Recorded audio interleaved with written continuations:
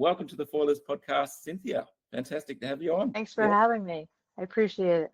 Can you take us back to kind of the beginning? You know, where did you grow up, and how did you first sort of fall in love with the ocean and wind sports generally? Well, I grew up in Greenwich, Connecticut. I'm on the East Coast in the United States, obviously. And it's not a wind mecca at all, but my entire family was into sailing. My brother and sister were competitive dinghy sailors, and my dad and my stepfather were like, commodores of the yacht club.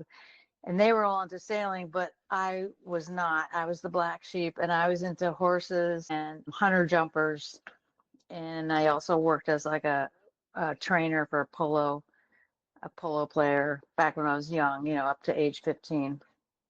So I wasn't into water sports. I think it was 1978 or 79. So I was either 16 or 17. And my brother, the captain of the Yale University, you may have heard of it, sailing team. And Hoyle Schweitzer was driving around giving out windsurfers, trying to get people to know the sport and get enthusiasm for the sport. And so he got one of those, and I got to try it. I wasn't good at it, of course, but there was something about it, and it got under my skin, and I needed to do it. And what was the scene like for windsurfing in the early Well, days?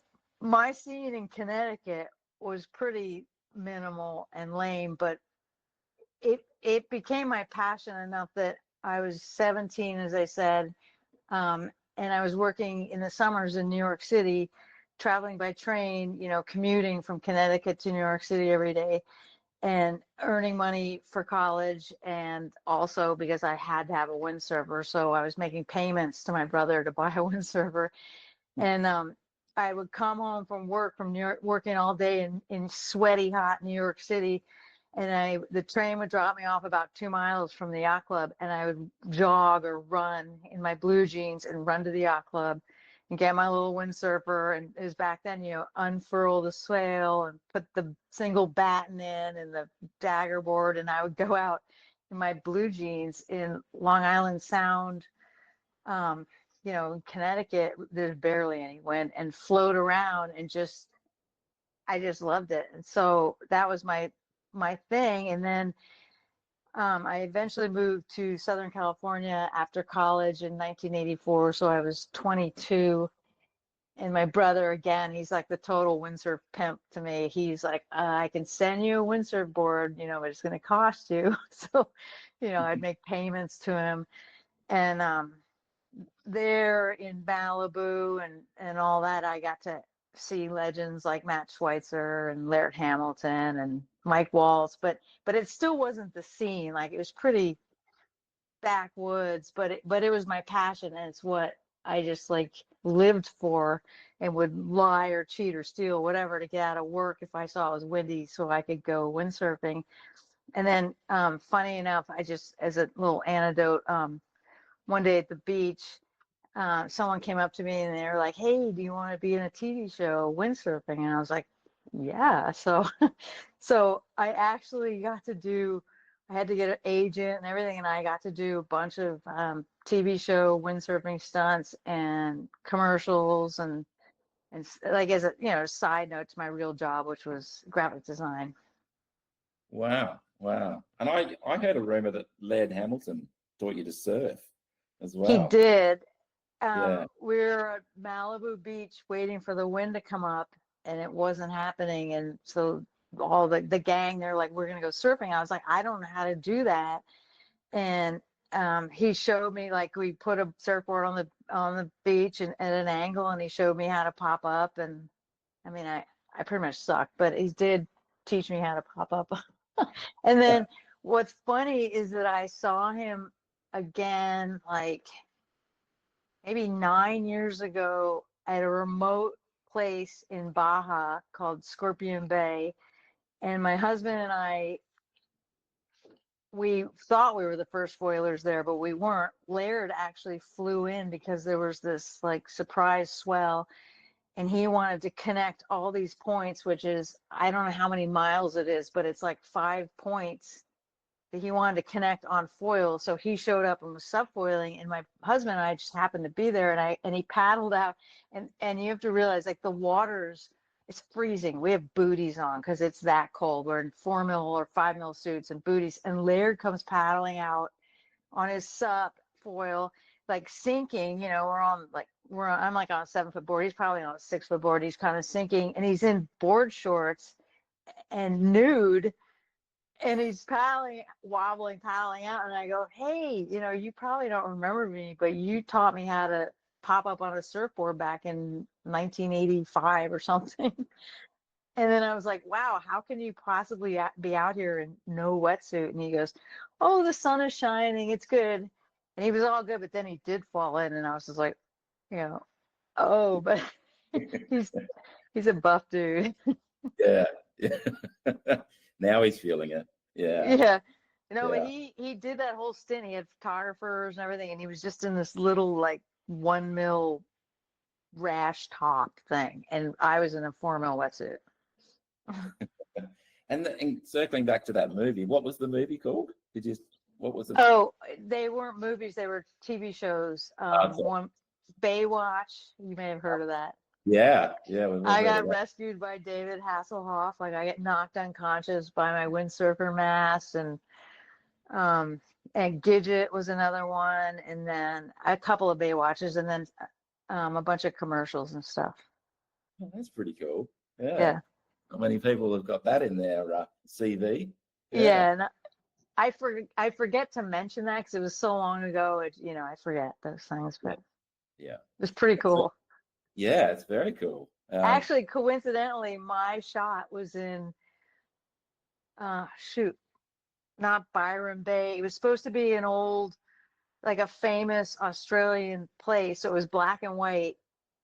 And when it happened, what my scene, I was black and white, and I dived. Like, David fails the rescue attempt.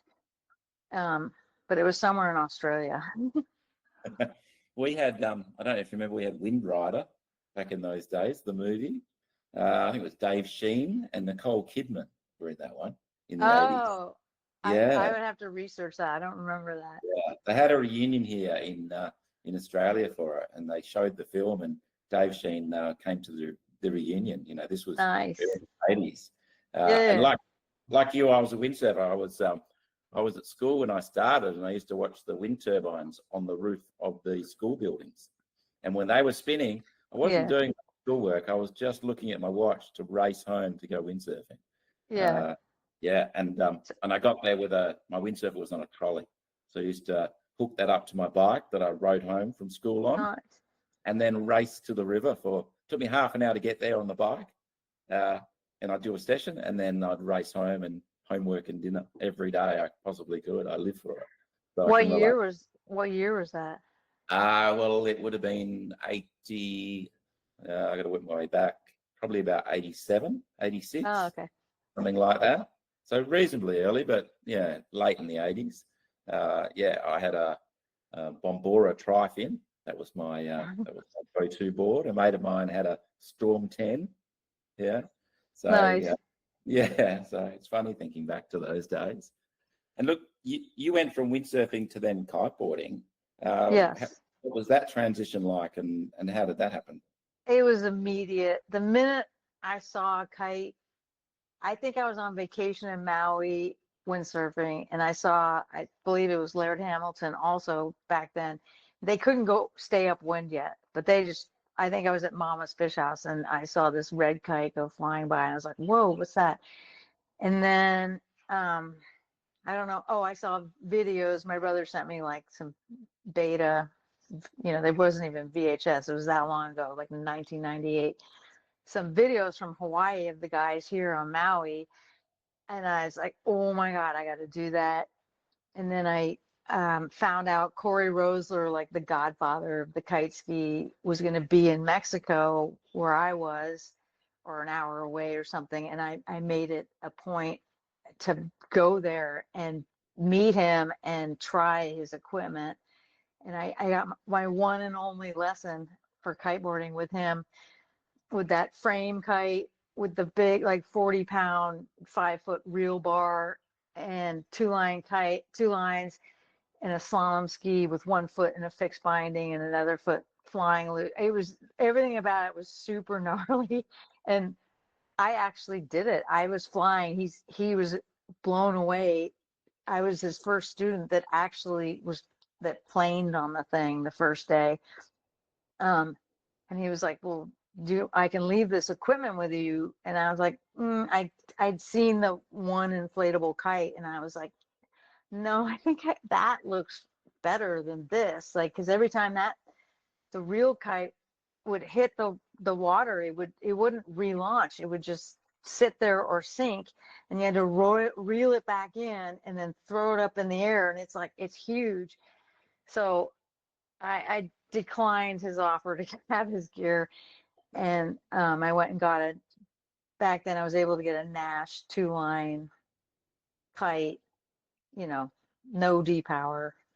Yeah. And that's what I was obsessed with it. I rode it. I couldn't go upwind for a long time, but I did it and loved it. It was pretty kind of risky gear back then too, wasn't it? Like, control wise, you could get in a bit of trouble from what I understand. It was seriously an extreme sport, and many of my friends got hurt and some died even, and I got almost mortally wounded. I was knocked unconscious in the early days with the hooked in fixed line Nash kite, and I got in trouble. It was too windy, and I was trying to get out of the water. This was in Mexico, and it was back when we had like a twin tip. I don't know why we had it on like a 3-foot leash around our calf, and so I was scrambling to get out of the water. So I was like, I'm overpowered. I can't do this. It was a 9-meter. And when I put my feet on the rocks and I put the kite to neutral, I put it too fast and I got launched up. And so now I'm flying through the air, and I realized if I hit these rocks with my legs, I'm going to break my legs. So I pulled my legs up when I was going to hit, and I hit, and the kite jerked forward, and I hit my head, and then people, onlookers, were like, they thought I died. They saw blood shoot out, and then I was unconscious, and I was being dragged, a dead, limp body, across the rocks. And when they finally got me off the rocks, one guy who was carrying me, I was still unconscious at the time, he was going to learn to kiteboard that year, and he was a windsurfer. And when he saw that, it freaked him out so bad, he didn't learn to kite for another 5 years. Wow. And how long before did you get back out there, or did that really? Oh, as soon as I could, but it was, I mean, I suffered a major concussion where I couldn't even get out of bed or walk for, I don't know, 5 days because I was too dizzy, and I suffered, like the brain injury of the memory loss and all that. And it's still to this day, when people say I can't remember people's names, I blame it on that, even though that was like 2002 or something. But I went away from Mexico because the season was over and was in Colorado. And then when I went back to Mexico that fall, my first kite session, my friends launched the kite and handed it to me, and I mean, it was so intense. I like started to cry because it was so intense. But Wow. I just, I love the sport. So yeah, that's it's amazing. It's it is hard to get back after you've had something like that. But when you love something so much, yeah. And when did you first try foiling? Did you try it with kiting, or did you go into wing foiling and try foiling? No, it was back in the air chair days with the big aluminum. Yep.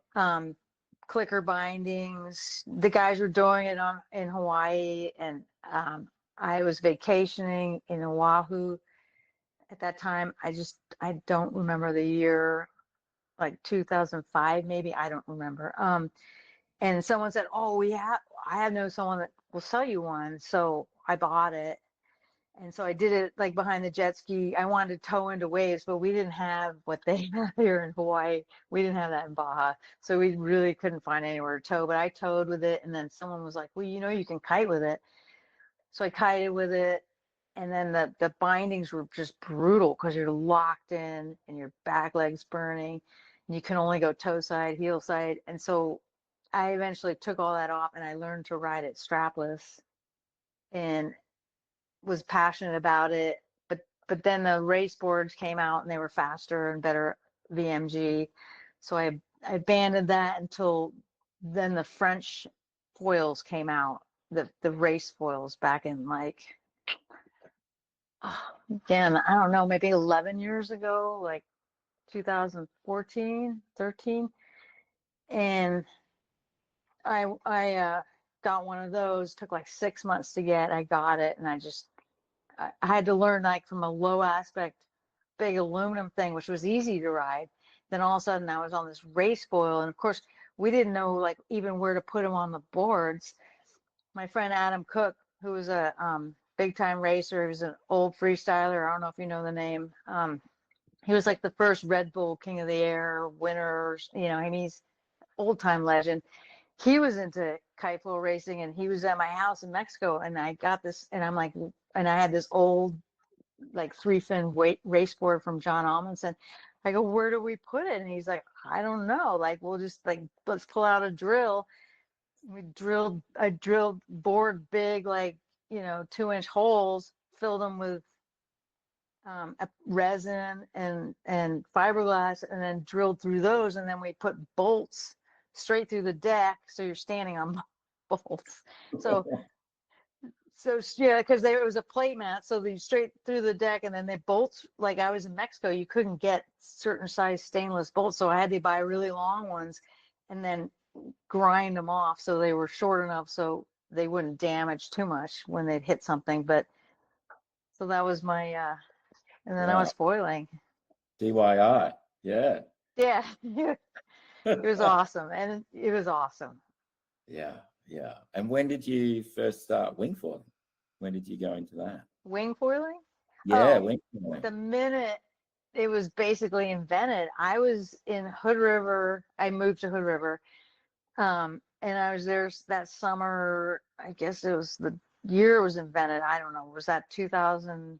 So it's probably like 7 years old now. Yep, probably. Yeah. So it's like no, it's not that old. It was like 2015 maybe, or 14. And I was trying to learn to sup foil because Dave Kalama showed up in Hood River, and he was like flying on a sup, and I was sup foiling on waves in Mexico. I was like, oh, that's easy, I can do that. And I was trying. I'm at the hatchery.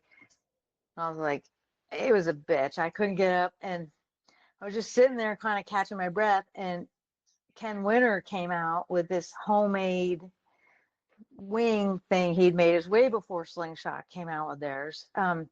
He works for Duotone, and he had this homemade wing with like a PVC, just tubing boom strapped on it. And he just stepped off the bank, got up on foil, and was gone. And I was like, oh my God. I was like, here, I'll trade you this paddle, this really expensive $500 carbon paddle for that thing in your hands, because I can't get on foil. So that fall was the AWSI trade show in Hood River, and Ozone had developed a wing, but it was all prototypes and stuff that they showed up with. And before they left the show, I just begged. I was like, you are not leaving without, I need that. I have to have that prototype hand wing. You can't go back to New Zealand or I gotta have it. So they did give me one. So I was pretty much, other than Ken Winter and then Alex Aguirre showed up with the prototype stuff, I was the first local, like in Hood River at the hatchery that fall with a hand wing. And the windsurfers were all curious and like accepting, and because it was new and there weren't very many. It's a totally different scene now. Like the wing foilers have taken over. Windsurfers are not so happy. Yeah, I think it's almost the traditional windsurfers are still going quite strong here in Australia. They're having It's amazing. Yeah. They've been doing the sport for 45 years or something, and they're still doing it. Yeah, it's incredible. I mean, probably a good segue, actually, talking about that is you've kind of you've been at the front of all these sports, the forefront, transitioning from from your from windsurfing to kiteboarding to wingfoiling. What's driven that for you? Why have you and how have you kind of been at that forefront all the way through? I think I have ADD or something. But I love a challenge. I love new. It's like a rush. I love the adrenaline of learning something new. And I just, I find it exciting. I mean, I windsurfed for 20 years. I kited for 20 years. I thought I'd be wing foiling for 20 years, but I'll still wing foil like in really light winds and waves. But for me now, it's like all I want to do is parawing or downwind foil. Yeah, yeah. And on parawing, I saw in one of your posts on Insta, which is fantastic. I mean, for all the listeners and people watching the video, they've got to get onto your Instagram page and check it out because it's awesome. But I did see on there you were talking about a rocket. I've written it down here because I want to say it properly.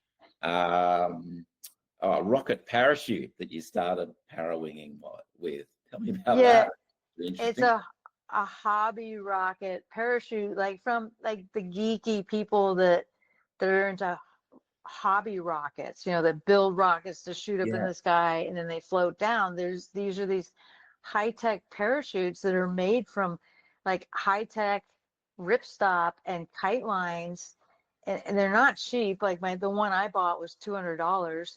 And I bought a 48-inch one. I thought that was probably good enough, and it is. I mean, I loved it. It's like probably a 1.6 meter or something.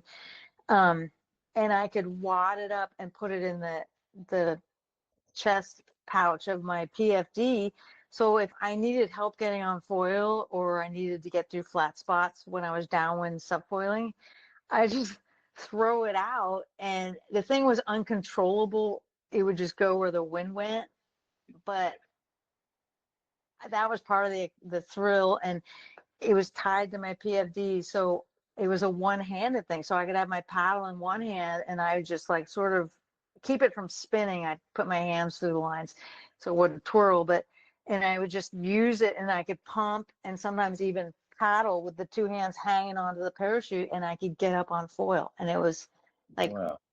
I mean, because getting up on foil with a paddle, yeah, it's a young man's sport or young woman's sport, and I do it and I love it. I love the challenge, but sometimes I can't do that many paddle ups. My heart rate goes up to the roof, and so the parachute, I mean, it was a rush. And even recently, when I've gotten back into subfoiling, I've been looking for my parachute. I looked all over the garage. I can't find it.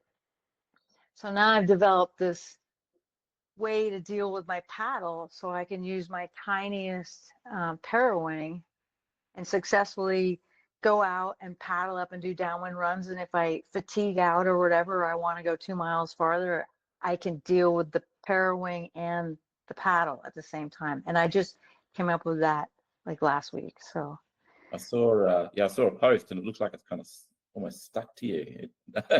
I know it, and you can't tell how it's held on me. So no. I did the follow-up. There's a video on my YouTube channel that shows how to make what I did. And I did try the simpler techniques, like 3 runs, my friend and I, Dan, and it was dangerous. Like I almost drowned one time with the paddle got stuck on the coil on the board leash wrapped around the paddle handle, and the parawing was pulling me one way and the board, and I didn't want to let go of the parawing, and I had to get myself out of the situation. So I realized that, and another friend of mine, Elliot LeBeau, he tried it too because he wants to do this massive channel crossing with a parawing, and he wants a paddle as a backup in case the wind dies. And he's like, it's a nightmare. Like the paddle in one hand or the sling, it gets stuck in the lines. So I showed him this, and I'm like, it works. I did it again today. Like I'm all pumped up right now because I parawinged my 1.9 meter out on this brand new downwind board, 1.5 miles out. I did sling into a bump, but I didn't stay very long. And I pulled my paddle off while I was on the bump. I didn't stay very long because I was, I don't know, I wasn't paying attention. And so forced me to paddle back up because I wanted to. I wanted to see if I could. So Yeah. I paddled back up and I friggin' flew 2.5 miles dry to the harbor, and I couldn't be any more stoked. Fantastic. What do people think of that that pocket, that sort of parachute that you use? What were they saying to you about So back in back the day? then, the parachute, I mean, people laughed at it, and I don't know, a couple of friends that are really good paddlers tried it. I gave them my PFD with the parachute, and they could not make it work because they were heavier or something, or the conditions, I don't know. People, I mean, only a couple people, I think, pursued it, but not many people had success because it wasn't very easy. Yeah, yeah. And so, what gear are you using now for with your parawing setup? So parawinging, downwinding, I like a bigger, I mean, relatively, I like a mid-length board that I feel confident about paddling in if I'm in trouble.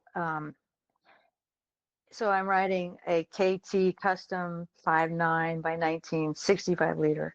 But when I'm parawinging and freestyling and messing around in surf and stuff and it's windy, I ride my wingboard, which is like a 48 liter 4.6 by 20 Ken Agate custom little board, and it's awesome. But I did try that little board on a downwind run, Maliko, and it was terrifying. Like, it just, you don't have confidence you're gonna get up.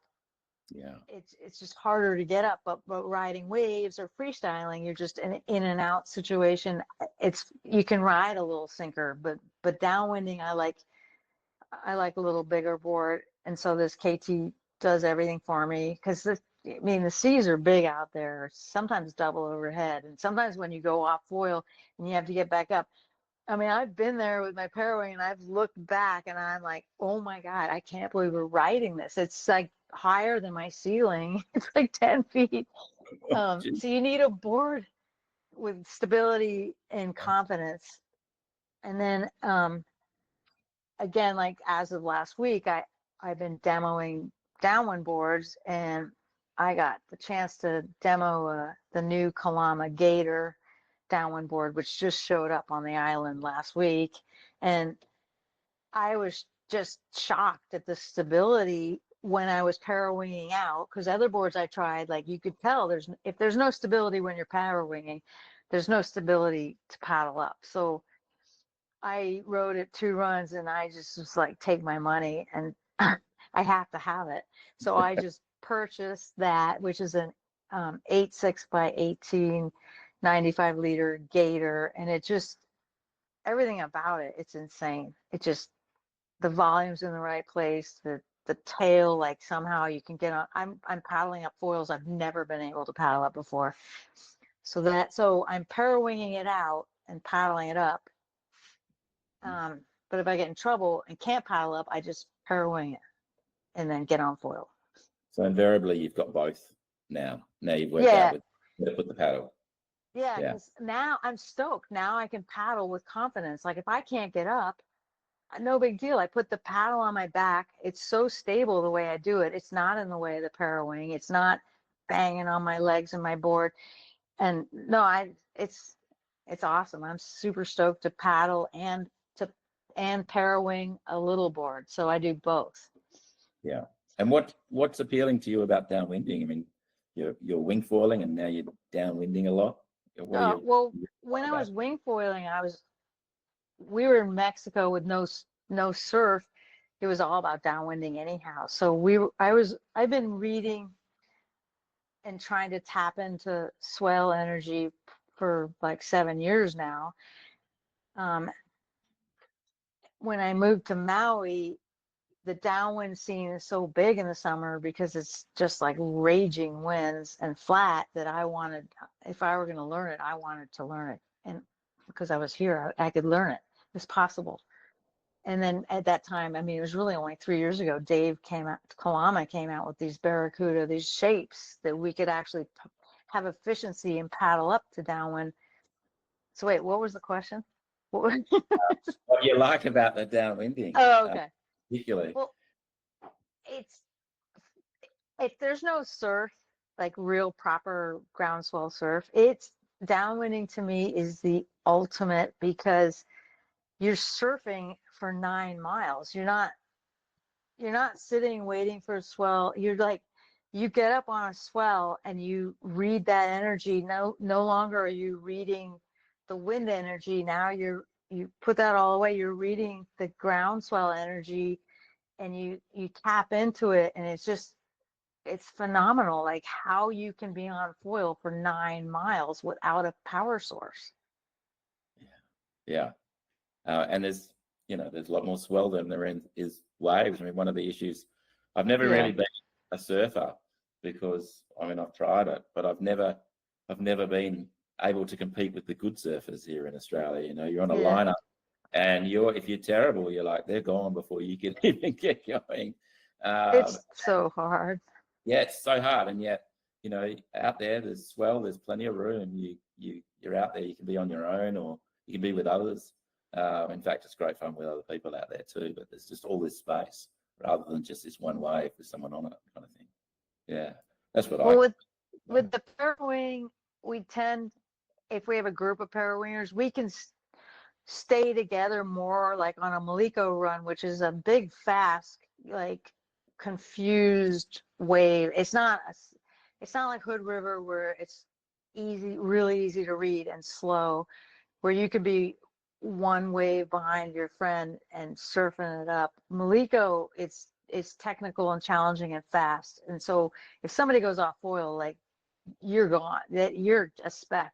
If you're still on foil, they don't see you anymore. But with a parawing, we can now, with our friends, like if somebody drops off, you can throw out your parawing and wait, or go upwind to them and hang out. And then so it is a little bit more social. And there's more of a posse feel. Yeah, that makes sense. There's a couple of guys here that are really into it. Lots of people are doing it, obviously. There's a couple of guys that are really into it, and they have not. One of them hasn't even touched their wing foil this year at all. Just been parawinging. I don't blame them. Yeah, they're just like converted, and they try to tell everyone just how psyched they are, and it's their thing. They just love it. Can't get enough of it. So, there's a lot of wingers like me out there, and I haven't tried parawinging, but I'm going to. What advice would you have for them to kind of learn parawinging, and what sort of gear should they look for when they're starting parawinging? I would say, first off, you need patience, because it is a little more challenging than winging. So you can't get up as easily. The parawing doesn't really support you like a wing does. Definitely start with a bigger board than you think. It's a money pit. So bigger board and possibly a bigger foil. We're blessed with big winds here in Maui, so I never had to go really to a big foil, but I did start like on my downwind board, because it's more efficient to get it up on foil. Yeah. Do you think parawing's going to become more mainstream, or is it kind of going to be for the more dedicated downwind enthusiasts going forward? No, it's going to be absolutely mainstream. It's going to go crazy, just like winging did. People are going to see how you have this little pouch around your waist. There's no pump. There's no pre-set up, or like you don't have to like sit on the beach with your wing drying and then deflate it, roll it. It's just this, you just throw it out. It's like base jumping. You got this power source. It's so tiny and compact, and if you get up on foil and then you put it away, it's insane. It's truly mystical and awesome. All right, well, you've convinced me again. I've got to try it. Another advice is don't try and learn in light wind. You need solid wind. Yeah, it's frustrating in light wind. Yeah, and you want to be lit. Yeah. Okay. So so it's in some ways a bit the opposite to wing foiling, because you need a bit of wind for wing foiling, but you don't want it too strong. You kind of just, when people are learning, you want to be able to just like windsurfing, go sort of forward and turn around and come back. Oh, Yeah. well, I mean, I'm suggesting this for people that already know how to like wing foil. If you're coming off dry land, never foiled before, parawinging could be like one of the hardest things to learn. So it's kind of like sup foiling or prone foiling. You don't have a lot of support, whereas the wing, as a total land person, you can learn to wing foil easier than parawing foil. Okay, so maybe it's the next step from a wing. You go wing foiling. I mean, I some ways, kind of think so, but I could be wrong. Yeah, I always think that people try some sort of e-foil. Don't necessarily, I mean, buy one if you love them, but try one to get used to the foil. Go wing foiling and then maybe go parawinging after that as a stepping stone process. It's kind of progression. Yeah. And on your on downwinding, last year you had 3 podium finishes in major Hawaiian downwinding events. Yeah. How do you balance that, obviously, competitive drive with kind of just enjoying this sport? Are you naturally quite competitive, or you just... No, I'm not. And every time I compete, it definitely taps me, and it's stressful. It's not easy for me, and I don't strive for competition like a lot of like the true competitors like Kai Lenny's and stuff do. But I feel if I'm going to enter an event, I want to be on the podium because it's just, that's my happy place. So if I enter an event, I'm going to train for it, and I'm going to if I fail to train, then I train to fail. I make a decision if I'm going to do it, then I'm going to go all in. So, Yeah. And it's not fun. It's fun for me when it's over, but the whole training, it's stressful. Like I'm doing one race this year because I'm kind of over it. I'm 63 now. I don't really need to compete, but I convinced this one event, which is the first event of the Triple Crown that you're talking about, to put a parawing class in, and they did. And so it's more of a fun event. It's not so stressful as going 26 miles to another island or 50 miles on it, like in M to O. It's just the typical Maliko 9-mile run, which is my backyard. So I'm going to do that event, and I am training a little. Today, well, I ran out of time, but tomorrow I put on like my smallest foil, which is a Mike's Lab 540, and I'm going to send a parawing run and see how it goes. Because I usually ride like an 800 because the parawing, it's kind of unforgiving. Yeah, that's tiny. Yeah. I mean, one of the challenges I understand with parawing is getting up on the foil, whereas, wing foiling, you can pump it to get on the foil. Yeah. Don't get that with a parawing. So 540, goodness me. That's going to be a the thing is, if that 540 is not like I rode in a practice race last week, I rode my Mike's Lab 700, and it was a blast, but it was kind of a light day, and I realized I need to, I came off foil once in the race because I wasn't going fast enough for the foil, so I needed to use the parawing more, like as a spinnaker than I was putting it away and pumping, and now so it's like this whole, like a downwind race with a parawing is it's brand new territory. So I'm learning every day what to do and what not to do. Yeah. And look, as you said, you're 63, you achieved those results at 62, and you're still charging harder than most 20-year-olds. What's your secret to staying fit and healthy and for all these sports, all these water sports you're doing? Tequila and Twinkies. I thought you were going to say no drinking. No, tequila and Twinkies. Yeah. I don't know. I may be gifted with good genes or something, but I have never been one to do yoga or eat right. So only when I have an injury do I take note and have to deal with it. But I'm not a good example of health. I don't know. I have a beer with tequila every night, and occasionally I'm like from the hostess generation. I like I'll sometimes eat like those pinks. You probably don't even know about those pink snowballs from like people are horrified. Are you kidding? Nobody eats those. Well, like once a year I'll eat one. So, Yeah, good energy boost, I'm sure. I don't think so. It's just Okay. I don't know. Sugar. Yeah. And obviously just being active. Are you on the water most days, basically? Oh yeah, every day. If Yeah. I'm my zodiac sign is Aquarius, so I'm like water and air. So hydrofoiling, I'm like I either want to be flying through the air or on the water or above the water. Like if I'm not in the water for 2 days or something, I freak out. I mean, when I tore my meniscus in that last crossing event last summer, Molokai to Oahu, and I took like 10 days off. I almost went crazy, but I mean, I couldn't even go upstairs. I could barely walk. So then I babied it and I did like short little sessions and stuff and went to rehab and tried not to drink tequila, but that didn't work. Is your I see you posted a post on Instagram out with your brother the other day. Is Yeah. your partner madly into water sports as well? Yeah. I wish he lives on Oahu, and I wish that he was. It seems close, but it's an island away.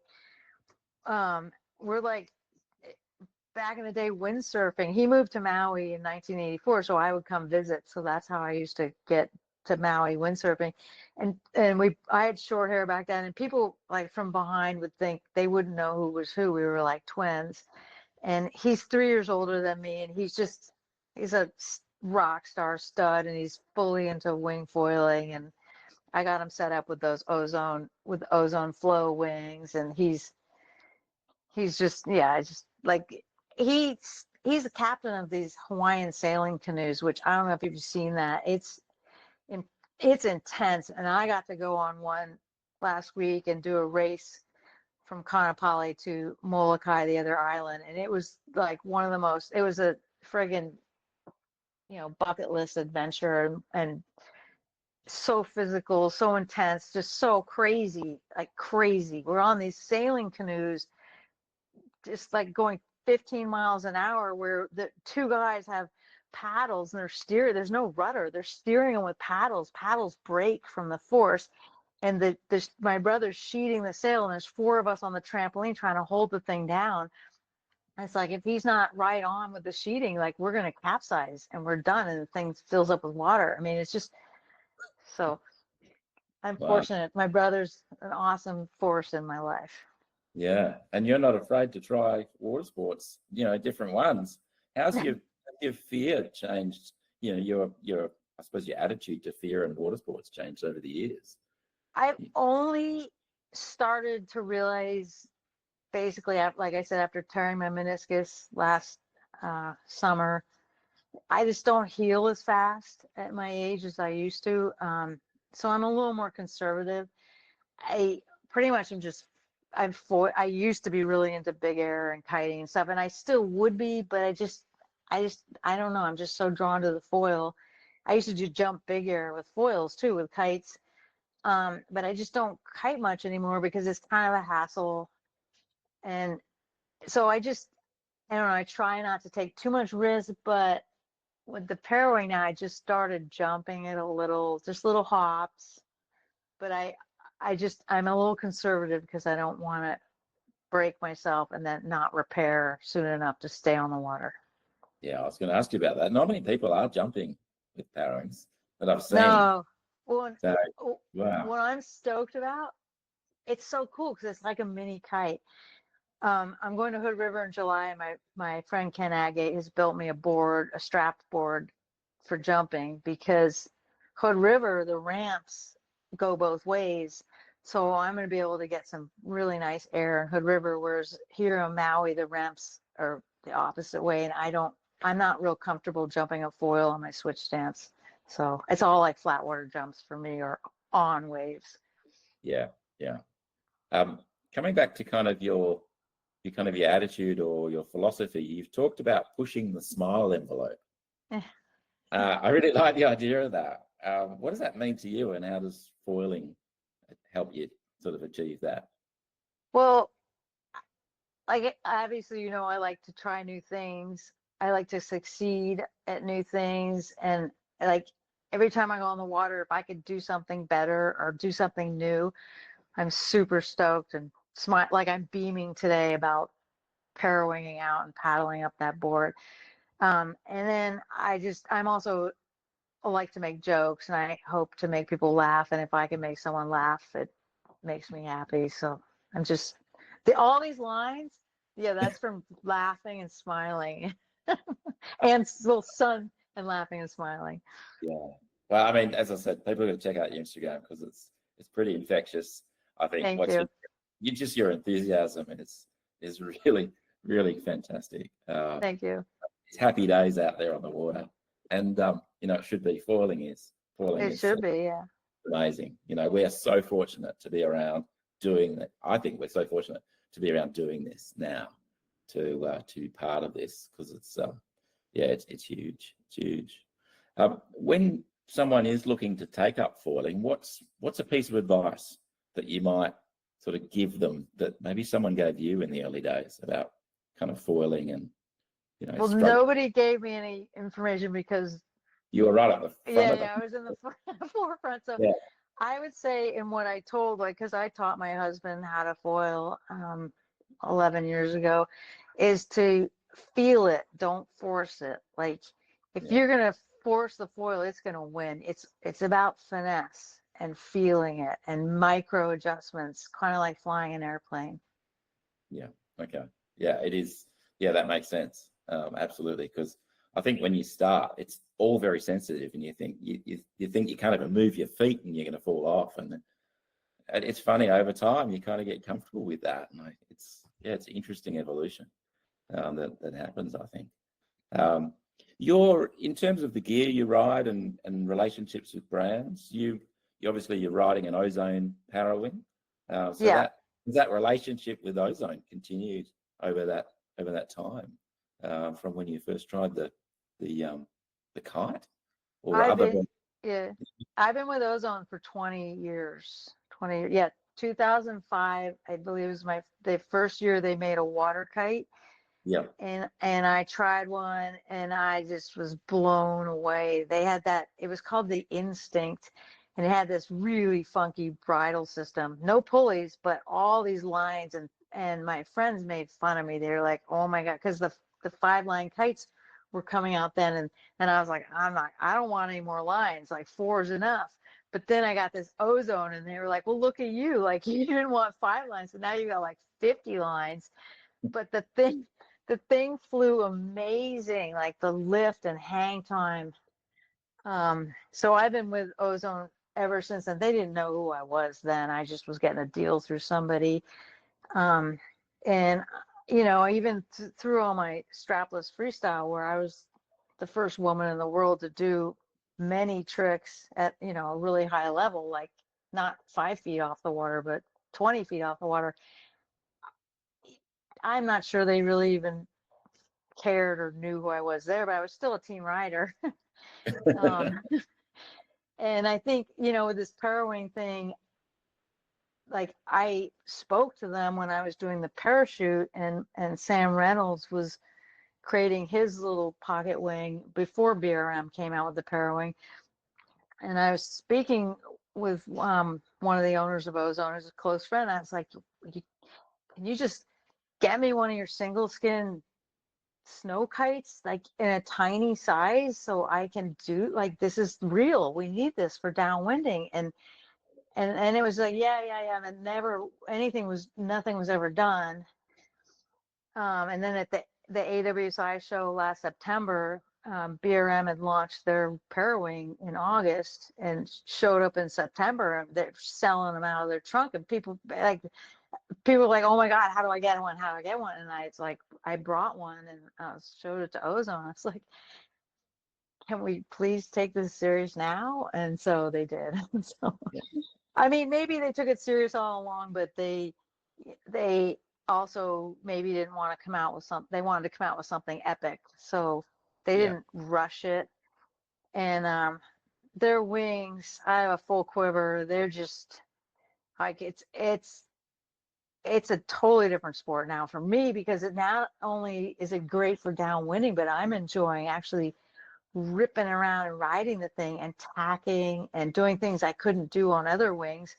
And now jumping, I never would have thought of jumping one of the other wings I rode. Like, there's no way. The lines are this short, and there's just not the lift and the going up winds. So the ozone parawing is amazing, and I know they're going to continue to be amazing. So It sounds like you're a pretty awesome ambassador for them, to be honest. oh, thank you. I'm going to ask you a few quick fire questions, if I may. Okay. All right, so here we go. We'll fire away. Sometimes they're not very quick because the answers can be longer, and that's fine. Describe foiling in a few words for you. Well, if there's one word, it's magic, but it's obviously it's flying. It's just quiet. It's the ultimate glide. And what's the most rewarding thing about foiling for you? Well, that would be the ultimate glide. Also, the fact that you can, especially with downwinding, you can harness, like you harnessing the power of the water rather than the wind. You can, it's just insane. Like a surfboard can harness the power of the water because there's a breaking wave and you have to be in a certain spot on the wave. But with a foil, you can harness a bump of a swell and glide forever. It's pretty magical. And where's your favorite place to foil and why? Home, Maui, because I'm here, Yeah. and because it's pretty much windy 350, well, no, maybe 345 days a year. And if it's not windy, those 20 days, there's swell or something, or we're just grateful to get a day off. Yeah. Yeah. Sometimes you do need a day off. We migrate to a place called Exmouth in Western Australia in our winter months. And it's day after day after day of going out on the water. And sometimes the conditions occasionally aren't right. And there's, to some degree, it's a little bit of a relief, I think. Yeah. You can't go. Because if it's windy or the conditions are right, you can't not go. Yeah, right? you can't not go. Yeah. So it's good to have a real excuse some days to have a bit of a rest, I think. The next question I'll ask you, I think I know the answer because we kind of covered it probably, but what has been your worst crash moment? Sounds like it was that no wasn't worse? the worst. No, Oh, I okay. have one way better. Hang it on. Okay. About 6 years ago, I had an unplanned foilectomy. So Wow. I was prone foiling in Baja, and it was just a mild day. It was like 3-foot surf, and in Baja, 3-foot surf is 3 feet, whereas like in Maui, 3-foot surf will kill you. It's like 6 feet. So like just mellow 3-foot surf, low tide. And so I was just cruising on the swell, and I realized the reef was coming up. It was low tide, and I just casually kicked out, and somehow the power of that wave hitting the shallow reef shot me straight up in the air. And so I flew up, my prone board flipped upside down, and the foil was exposed. And this was an original Go foil high foil. So it's not even sharp, like the big red tail that went like that had squared off edges, not even sharp. I had a 2 mil wetsuit with a fleece top underneath. And when I landed on the foil, it chopped through my wetsuit, the tail of the foil, chopped through my wetsuit, through my fleece, through my boob, all the way down to my pec muscle. And I had ended up with 40 stitches. And at the time, so of course I'm like, my arm's bleeding, my eyes bleeding. I don't know what's hurt. I thought my arm was broken. I didn't know about my boob yet. And I was concerned about dinging my foil on the reef. So I'm like unwinding my leash from the foil and dealing with it. I look down and I go, oh my God. So I clutched my chest and I was like, oh my God. And I just happened to be with Jerry Lopez. I don't know if you've heard of him, surfer, Yeah. Mr. Pipeline. How And could you? he was foiling also. And I go, Jerry, I'm really hurt. Like, can you help me with my board? I didn't want to ding my foil. And he's like, well, what's like, let me see what's under your hand. Well, let me see.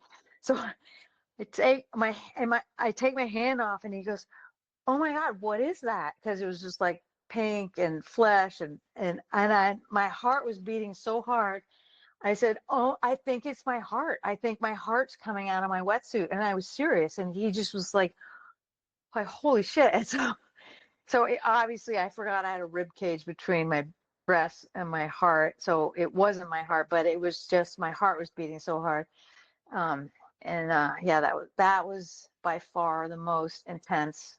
I have other crashes, but this was the most intense. And when I eventually healed, like 2 weeks later, and they took the stitches out, the doctor said, oh, I was fine, but I couldn't take impact, like to just take it easy.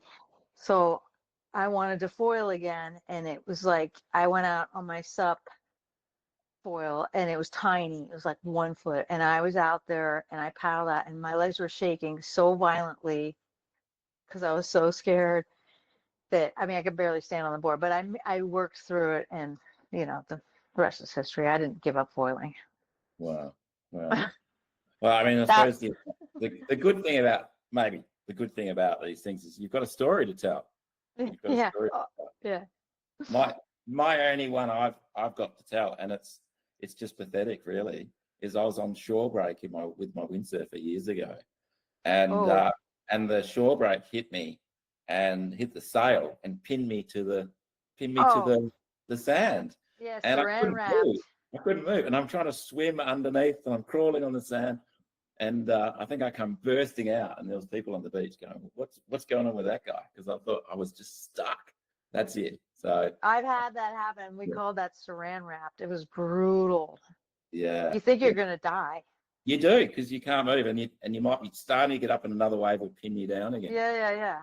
Yeah. So yeah, but no, nothing serious. Touch wood on the foil front yet. But I'll keep the wetty on. Give it a bit of a barrel. Another question: what's the next big foiling adventure or challenge for you on the horizon? What do you suppose it's that event? Is it training for that?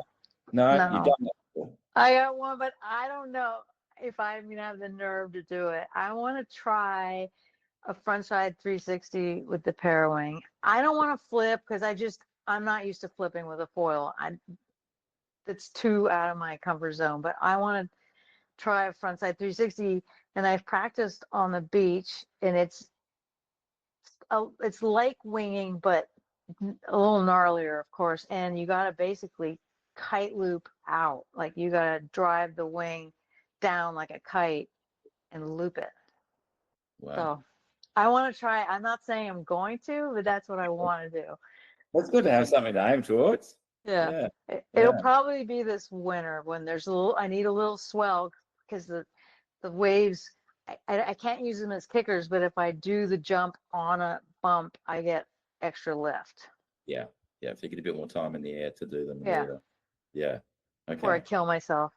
Yeah. And you have foot straps on to do that, I suppose, too. Oh, yeah, of course. Yeah, absolutely. Yeah. One of my last questions is, and it relates to the fact that, as I said, people should check you on Instagram. And when they go there, it'll be Cynthia Cynbad. So where does Cynbad come from? And do people call you Cynthia or Cynbad?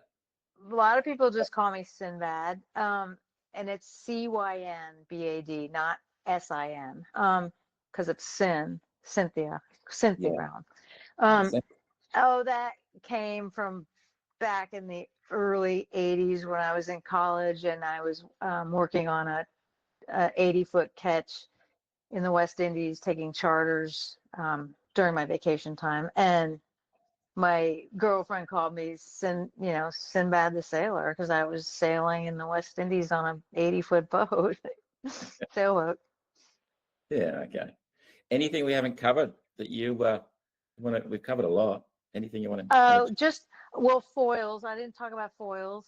Yeah, do that. Um, Yeah, I ride Mike Slab foils, which are insane, no drag, amazing foils. Especially when you're doing a powered sport like winging, kiting, parawing under power. But then I started using some Armstrong foils for the low end, like downwind paddling, because I was getting kind of frustrated with paddling up a fast foil at my level was super hard. So I needed something with more low end. So I've been riding those two brands and enjoying them both for what they are. I love them both. yeah, They each have their niche. Um, and that's about it. yeah. And if you're racing, is there one you use over the Oh other? yeah, the Mike's Lab for Yeah, sure. yeah. As a Yeah, visitation for for that sure. inner No performance. question. And Yeah, I didn't ride my Mike's Lab for a long time parawing, because I had um before I was riding my tiny wingboard, which is a Tuttle mount. I have they're Tuttle mount mats. I got that KT board, which is track mount, and I didn't have a mast that I liked for the Mike Slab yet. It took like 11 months to get one from Mike's partner in Italy, who does track mount Mike Slab masts, which are insane. And I just got it like maybe 10 days ago or 2 weeks ago. And so I've been riding my Mike Slab again and just loving it, because Malika's been firing like 20 to 40-mile-an-hour winds and massive swells, and the Mike Slab just they they carve and they have speed and they have so much efficiency when you're pumping. Like when you're downwinding and you go down a swell, you just have the speed and glide to be able to go up and over another one like a roller coaster. So you need a foil that matches the speed of the swell, and Maliko's fast, so the Mike Slab just shines. and what sort of sizes do you have of the mic labs that I you have use? my daily driver's an 825. Yeah, And he made it a little thicker, so I call it's a chubby. So it's got a tiny bit more low end than his standard slim 825s. And then I just recently started riding the 700, which I have found the low end is, it's just, I got to be on my game and hauling ass, or it's going to drop me. yeah. So I've only ridden that twice now. And then like I said, I want to try my 540. I'm going to try it tomorrow, but under like full power para winging. See how fast I can go. Yeah, that sounds exciting. I hope to see something on Instagram on that at some Oh, point. I'll do some. Yeah, I'll post something. Yeah, yeah. One thing I didn't ask you about, foil assist systems. What's your thought on foil assist systems? Have you tried any of them? And, I you know, have my husband. He's 75, and so he's an amazing winger, and he's learning to para wing right now, and he's a sub foiler, and there's no way he can downwind and paddle up a subfoil board. So he got a foil drive yeah, just for that, and he's paid his dues, because it's not easy to learn. He paid his dues all last year, and he's been downwinding these last 2 summers with me. So whether I'm paddling or parawinging, he's right with me, foil driving, having a blast, doing 9 miles. And then he got the new one, and he has old Gen 1 just in the garage. So I bolted it on one of my wingboards and learned it. It took probably 5 sessions before I liked it, because it's different in the whole throttle finesse. Um, and I see its application like when it's surf season and we're surfing in the morning when it's glassy, and if the wind doesn't come up enough to use a wind toy and it's choppy and there's still great waves, the foil drive for me, that's when I like it. And I won't go out and bother any other surfers. Like zip in, get like 50 waves in an hour or something. I'll use it. It's not my passion, but I see its application, and I can see how other people, it's their passion because they don't want to paddle in, or I mean, my husband paddles in when it's good, but when it's choppy and crappy, he'll foil drive and has a big smile on his face. Yeah. But I mean, I like. Yeah. I think back to windsurfing, and I used to watch the surfers all paddling out and riding in, and I'm like, well, I can sail out and ride in. I can 100 times in the time you do a few waves. So it's a similar sort of thing, I suppose. I suppose it depends on what you're chasing. Yeah. Yeah, it is. I'm more of a organic. I just love I just love being powered by my own self and a toy. Yeah. Well, I've just taken up pump foiling, and I haven't really gone wing foiling since taking it up. There hasn't been a lot of wind, but I love the idea of just jumping off on this little board and just having nothing in your hands. So I can relate. What foil are you doing? I use a F1 Jam 1900. Wow. Front. Yeah. And at the moment, an Axis mast because it's 19 mil, really stiff. So I've got a converter that I use from Axis to F1, and a gong board, little gong board, because they're really cost effective. And the advantage of a small board, I find, is it's only so many places to put your feet. Yeah. There's no tolerance with pumping. So the bigger the board, I think, the more room for error. So yeah, for sure. Jump on, and then away you go. And it's all about fitness, one, but technique and efficiency. So you can see how far you can go. And the end game's in Perth, in Western Australia here. The end game's catching boats while there's no wind and if there's not much swell. So we jump off jetties. Ah, cool.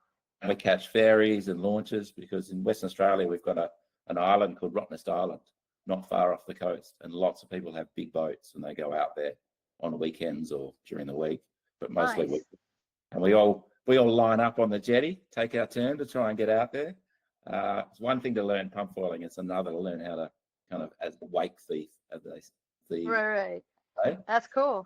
Yeah, so it's good fun. It's good fun, and see how long we can go. There's a lot of foil assist systems doing it as well. Oh yeah, I think that's what I would do. I'd do that rather than jump off a dock. Yeah. I mean, the first thing you got to do is get used to throwing something with a foil on it and jumping on it from some distance sometimes. So I learned in Hood River probably like 6 years ago, but back in the it was back early days, and I didn't know how to pump, so that was the problem. I could jump and be on the board and glide. Then I was like flailing my arms and my legs weren't moving. So I know how to pump now. Yeah, I thought I could pump wing foiling when I was catching waves, but turns out I was just moving around or jumping about on the board and not doing a whole lot. And the swell was doing it all. But when you're riding on flat water and you're doing it all. Oh yeah, that's hardcore. It's a good technique to learn, but it's frustrating to learn. Probably a bit like parawing initially, maybe. But yeah, we wouldn't do it if there wasn't a challenge, I wonder, Yeah. Maybe particularly you seem to like your the challenge, but I like the reward. If I'm not going to keep paddling if I can't get up on foil. Like I like it's pretty tough to keep at it if you don't have any success. So yeah. Thank you so much. Thank you for your time. Thanks for coming on the podcast. Really appreciate it. Thank you so much.